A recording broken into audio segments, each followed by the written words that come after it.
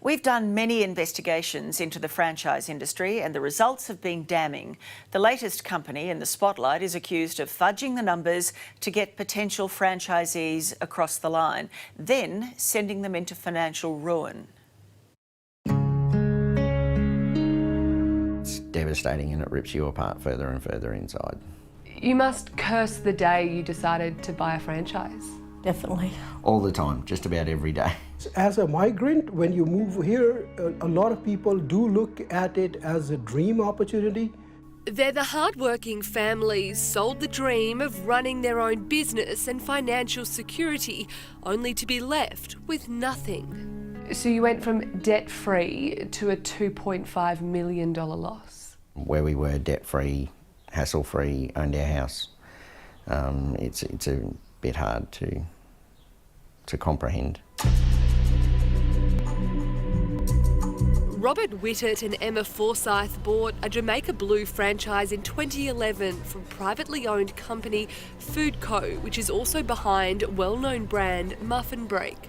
We went into a franchise to make a life for ourselves, give ourselves jobs working for ourselves. They spent $620,000 on the shop, including a company-ordered refurbishment. When we went into it, we were told it was Queensland's #1 store. It had been the longest running store in Queensland at that point. On paper, it had good sales figures.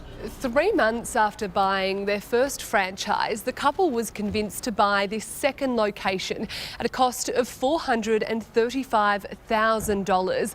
Little did they know things were drastically about to go downhill. Before their second franchise had even opened, the couple claimed projected turnover they were given by Food Co was incorrect.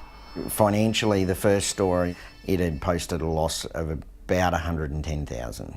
The nerves kicked in and I really felt uneasy about opening the second store, but we were told we had no way out.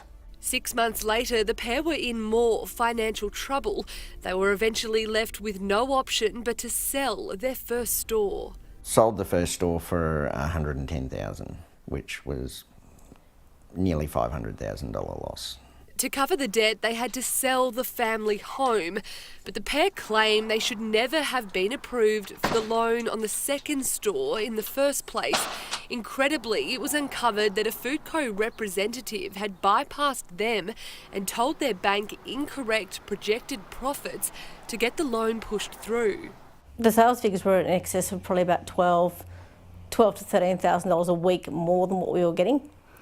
So we would never have had any chance of paying that loan. The couple limped along in the business, but both suffered breakdowns from the stress. And after being offered no support by Food Co, their second store went into liquidation. Their response at that point was pretty much of the opinion that we had run the store into the ground. It was heartbreaking. When you work 80 hours a week trying to build something, trying to keep things motivated even when you're not feeling well. Over the 7 years Emma and Robert owned their franchises, neither took a wage. I was working till 2 a.m. most mornings, go home, go to bed, get about 4 hours sleep, get up, get kids ready for school, drop them to school, and then start up the business. The Food Co labour costs provided in the business model contain underpayments and assume free labour by franchisees. Free labour by franchisees. As we said before, we don't include the franchisee in our labour component. This is Food Co Managing Director Serge Infanti appearing at the parliamentary inquiry into the franchise sector last year, taking questions on staff wages and expensive fit-outs. $770 Can be the cost of a tub chair, sure. Is your not our charge though, it's wherever we buy it from. We agree, they are expensive. Yeah. So the franchisor has all the power. The franchisee has nothing. Absolutely nothing. Alan Pearson is another former Jamaica Blue franchisee who walked away from his shop after 14 years. And things like all of your groceries, all of your drinks, even your coffee, we were paying basically retail price for those products. So that's a shame in itself. We invest $500,000, for instance, and we have to work 80 hours for free to make $1,400 a week. Fahim Mirza is a former Muffin Break franchisee. He spent more than $750,000 on 2 franchises, only to walk away with just $100 in his pocket after paying off his bank loan. I chose to walk out because I refused to be labelled a slave. He too didn't earn a wage. The other alternate is that you start underpaying your staff, which is something which I was specifically told by Foodco staff themselves. And I refused to do that. After Fahim walked away, he formed a group to help ex-franchisees from right around Australia. There were like 8 people from Melbourne, there's 1 from Adelaide, there are people from Brisbane, basically people from all over Australia. Fahim helped many of these migrant families compile their submissions for the parliamentary inquiry, but says the recommendations don't go far enough. Everyone in the last 4 to 5 years who has suffered, we got nothing out of the inquiry that could help us. Emma and Robert also gave evidence at the inquiry. They're now hoping new laws are enacted to better support franchisees. If there was a law around what was disclosed and what information had to be disclosed and no third-party communications, we wouldn't be in the situation we're in.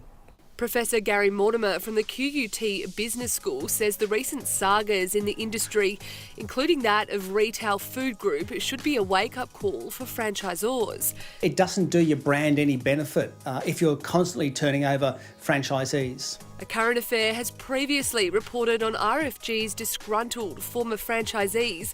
The company recently announcing it will adopt new recommendations, including a 6-month try-before-you-buy scheme for potential business owners. I think the challenge that also is presented is the fact that anyone can buy a franchise. There's no need to have a business background or business skills, as long as you've got the cash. Foodco's ex-franchisee Fahim is now driving for Uber to make ends meet. Emma and Robert are slowly getting back on their feet and just hope the big companies soon learn their lessons. And I just don't want to see any more families go through the hurt that we've gone through. Foodco strongly refutes those allegations of inappropriate conduct. Following the parliamentary inquiry, anyone looking to invest in a franchise is now required to get independent legal and accounting advice from franchise experts.